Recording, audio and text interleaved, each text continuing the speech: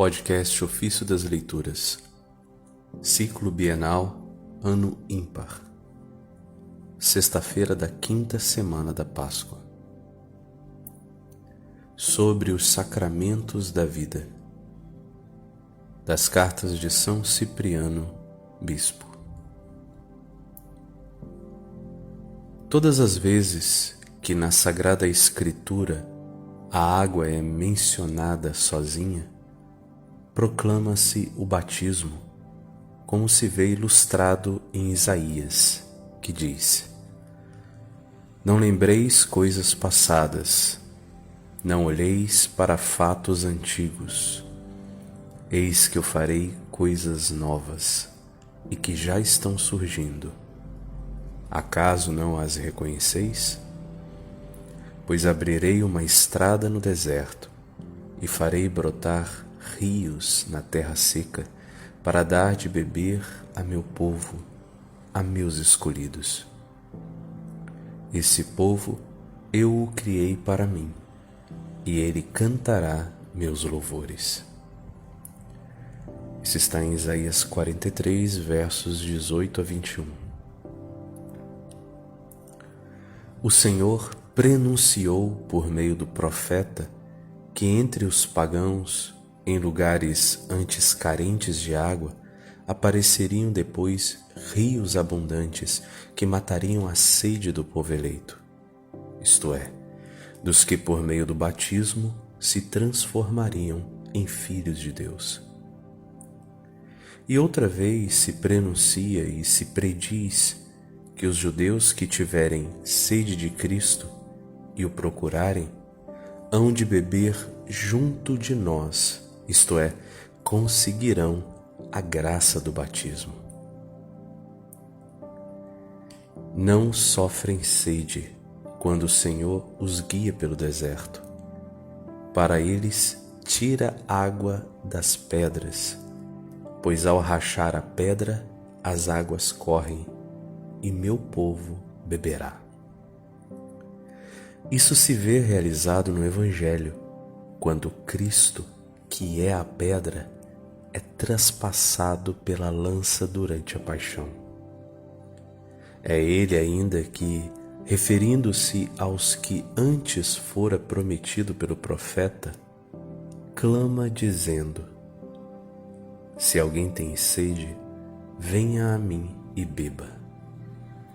Quem crê em mim, conforme diz a Escritura, do seu interior correrão rios de água viva. E para ficar mais claro que o Senhor não falava aqui do cálice, mas do batismo, acrescentou a Escritura dizendo: Ele disse isso falando do Espírito que haviam de receber os que acreditassem nele. Essas citações estão no Evangelho de João, capítulo 7, versículo de 37 a 39.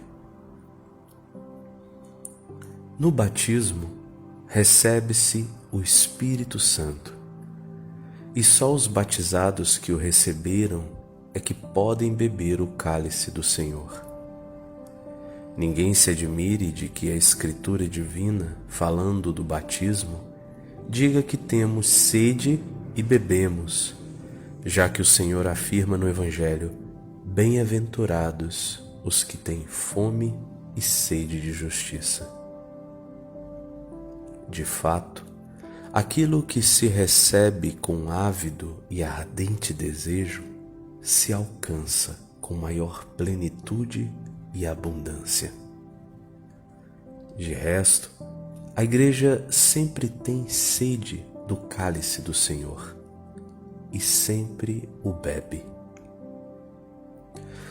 Não são necessários muitos argumentos para provar que, com a designação da água, se indica o batismo, e que assim devemos entender, visto que o Senhor, com sua vinda ao mundo, nos manifestou a verdade do batismo e do cálice. Foi ele que mandou dar aos fiéis, com o batismo, a água da vida eterna, e ensinou por seu magistério que no cálice se misturam simultaneamente o vinho e a água. De fato, na véspera de sua paixão, ele tomou o cálice, abençoou e o entregou a seus discípulos, dizendo: bebei dele todos, pois este é o meu sangue da nova aliança, que é derramado para muitos para a remissão dos pecados.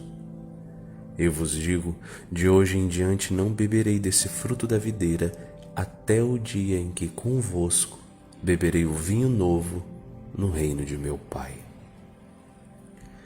Isso está em Mateus 26, versos de 27 a 29. Dessa passagem conclui-se que foi um cálice misturado que o Senhor apresentou, e que antes era vinho o que ele disse ser sangue. Daqui também se conclui, com evidência, que não se oferece o sangue de Cristo se falta o vinho no cálice. E não se celebra legitimamente o sacrifício divino se nossa oblação e nosso sacrifício não correspondem à paixão do Senhor.